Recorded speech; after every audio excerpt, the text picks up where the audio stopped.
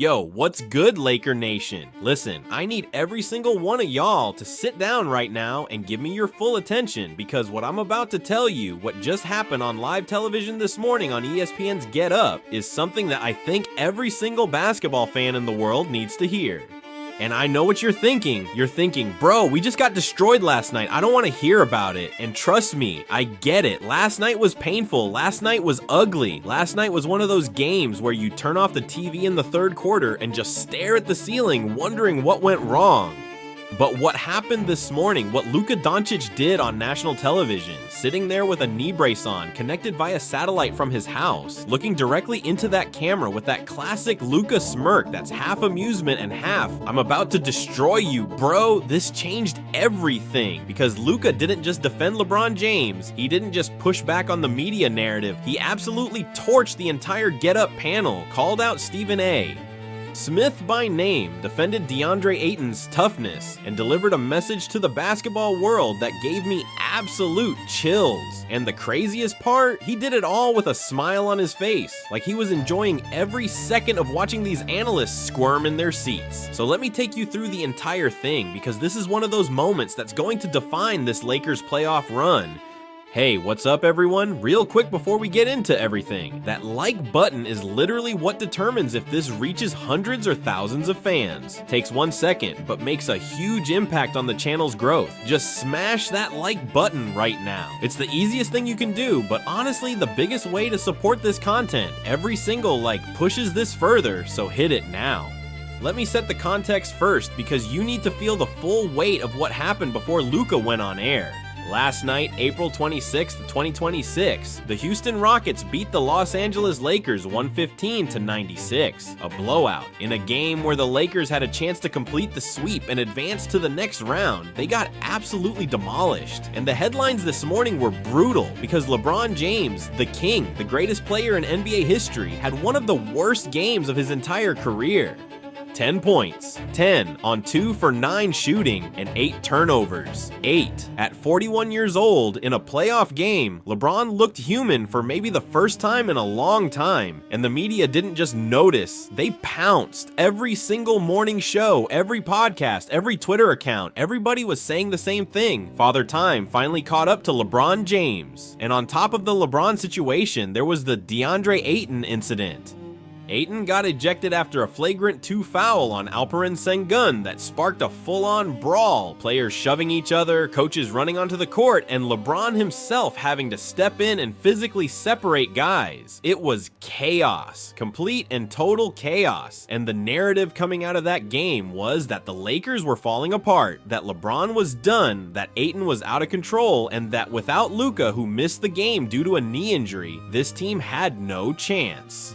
The series is still 3-1 Lakers, by the way, but if you watch the morning shows, you'd think the Lakers were down 3-1 and facing elimination. That's how bad the coverage was. And that is the environment that Luka walked into when he appeared on Get Up this morning. So here's how it happened. The Get Up panel is doing their usual thing, breaking down the game from last night, showing the lowlights, the turnovers, the Ayton ejection, and they're going hard on LeBron. I'm talking harder than I've seen them go in a long time. Multiple analysts on the panel were saying that LeBron's legs are gone, that he can't carry a team anymore, that the Lakers are exposed without Luka, and Stephen A. Smith, who was on the panel as a guest, dropped his classic line that the time has finally caught up with the king and said that without Luka on the floor, LeBron showed that he's no longer capable of leading an elite team in the playoffs. It was relentless. Clip after clip of LeBron's turnovers, close-ups of his tired face on the bench, slow-motion replays of missed shots. The whole production was designed to bury LeBron James on a Monday morning. And then, out of nowhere, the host says, "We have a very special guest joining us via satellite this morning, Luka Doncic of the Los Angeles Lakers." Oh, and the screen splits, and there's Luka sitting in what looks like his living room, knee brace visible, wearing a Lakers hoodie, and on his face is that smirk, that legendary Luka smirk, the one where you can't tell if he's about to tell a joke or about to end your career. And immediately, the energy on the set shifted, because every person on that panel knew that Luka had been watching everything they'd been saying for the last 30 minutes. The host tried to start soft, asked Luca how his knee was feeling, when he might be back, and Luca waved it off, said, "The knee is fine, I'll be ready for game 5. Don't worry about that." And then, without waiting for another question, he said, "But I didn't come on here to talk about my knee. I came on here because I've been watching your show this morning, and I need to say something." The entire panel straightened up in their chairs. And Luca, still smirking, still with that calm European confidence that drives American media crazy, said, "It's funny to me. It's really, truly funny." LeBron James has one bad game, one game where the shots don't fall, where the turnovers pile up, where things just don't go right, and suddenly he's finished. Suddenly his legs are gone. Suddenly Father Time won. Are you people serious right now? The panel got quiet because they could hear in Luca's voice that this wasn't a casual observation. This was a man who was genuinely irritated, and Luca continued, "This man has 4 championship rings. He has over 40,000 career points. He's been in the playoffs every year for basically 2 decades. He's 41 years old and he's still starting on a team that's up 3-1 in a playoff series. And because he had one bad night, you're ready to write his obituary? You're ready to tell the world that LeBron James is done? Do you hear yourselves? Do you actually listen to what comes out of your mouths before you say it? Bro, the host tried to interject, tried to say, "Luca, the numbers from last night were concerning." And Luca cut him off with a laugh. Not a mean laugh, but that Luca laugh where he tilts his head back slightly and chuckles like he can't believe what he's hearing. And then he said, "Concerning? 10 points is concerning, yes. 8 turnovers is concerning, yes. I'm not blind, I watched the game from the bench, and it hurt me to watch because I couldn't be out there helping. But let me ask you something. How many games has LeBron James played in his career? Over 1,500, over 1,500 professional basketball games. And in those 1,500 games, how many times has he had a night like last night? You can probably count them on one hand. So instead of focusing on the one bad game, why don't you talk about the other 1,499? Why don't you talk about game 3 where he dropped 29 points and threw an alley-oop to his son? Why don't you talk about games 1 and 2 where he was dominant? Because that doesn't get clicks, right? The great LeBron James having a bad night gets more views than LeBron James being incredible for the 1,000th time. And that is the problem with sports media in this country. Stephen A. jumped in at that point, tried to defend himself, said something about how it's their job to analyze what they see, and what they saw last night was a 41-year-old player showing his age. And Luca turned directly toward the camera, directly toward where he could see Stephen A's face on his monitor, and with that smirk getting wider, he said, "Stephen A, stop looking for clicks. Just stop. LeBron James is the reason I'm here in Los Angeles.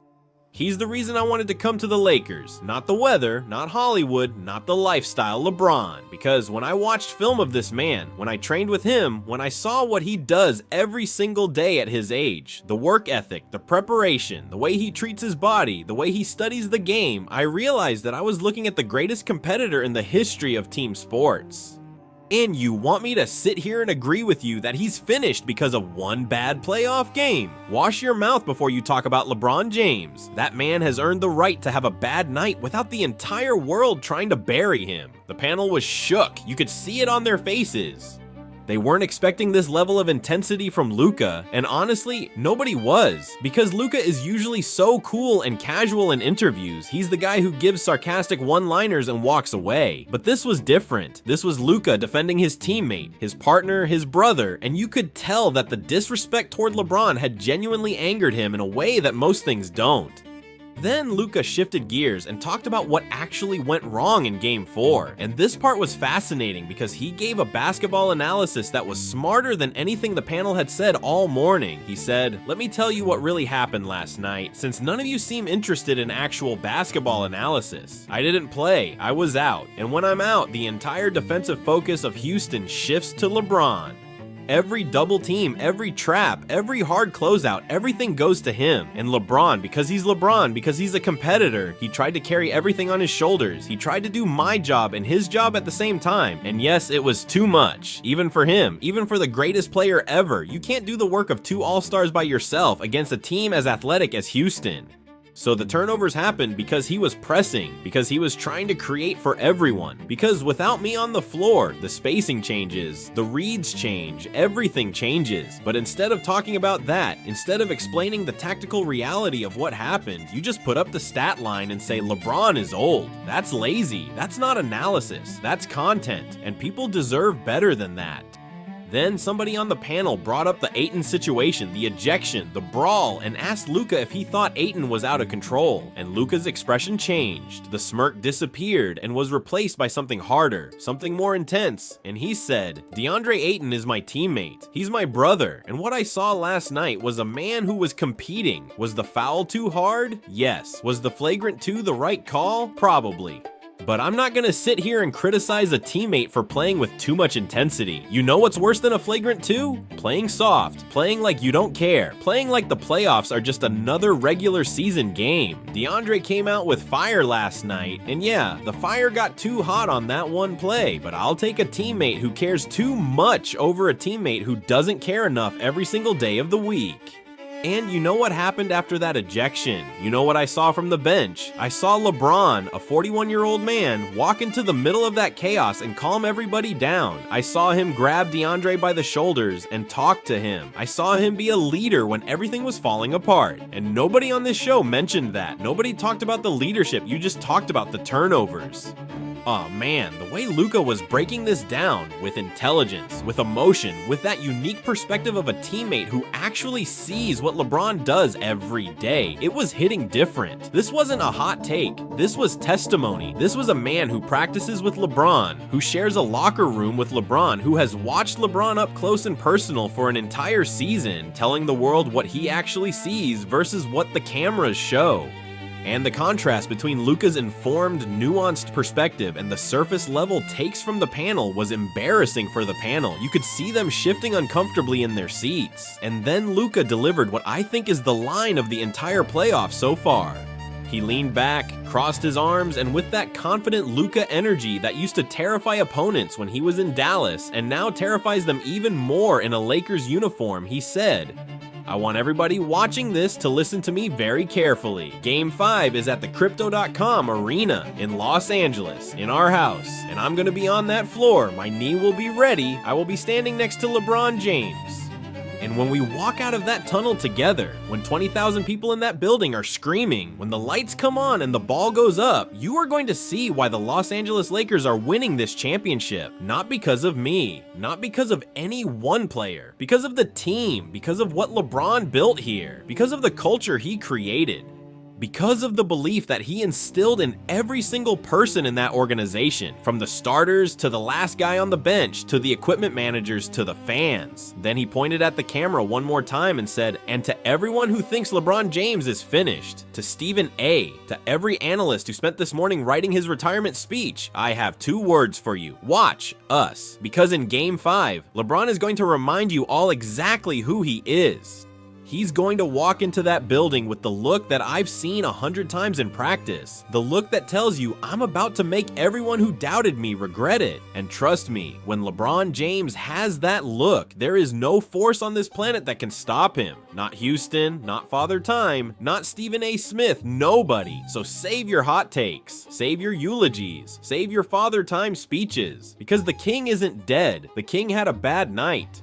And if you don't know the difference between those 2 things, then you don't understand basketball, and you definitely don't understand LeBron James. He signed off by tapping the Lakers logo on his hoodie twice, pointing at the camera, saying, see y'all in Game 5, and his feed went dark. Just like that, the panel sat there in stunned silence for a good 5 seconds before the host managed to say, well, that was something. That was something. That was the understatement of the century. That was Luka Doncic, one of the most talented players in NBA history, going on national television and delivering the most passionate, most eloquent, most devastating defense of a teammate I have ever witnessed. And the beautiful part is that it came from a place of genuine love and respect, not from obligation, not from PR strategy, but from a man who truly believes in his teammate and was angry that the world was trying to tear him down after one bad game. Let me tell you what this means for the rest of this series, because the implications are enormous. First, LeBron James just saw his young superstar partner go to war for him on national TV. LeBron has been in this league for over 2 decades, and he's had incredible teammates, Wade, Kyrie, AD. But has any of them ever gone on a morning show and defended him like that? With that level of emotion, that level of conviction, that level of I will not let you disrespect this man? I don't think so. And you know that clip is going to be played in the Lakers locker room before Game 5. You know LeBron is going to watch that and feel something, and a motivated LeBron James, a LeBron who has something to prove, a LeBron who's been publicly defended by his teammate and now wants to show the world that Luka's words were justified. That is the most dangerous player in basketball history. Houston should be terrified of what's coming in Game 5. Second, Luka announced he's playing. The knee is ready, which means in Game 5, the Rockets are going to have to deal with both LeBron and Luka on the same court, with a crowd that's going to be absolutely insane, with a Lakers team that has revenge and pride and motivation flowing through every single player. The 3-1 lead is still there. The Lakers only need one more win, and they're getting their second best player back for that game. The math is simple, and it does not favor Houston.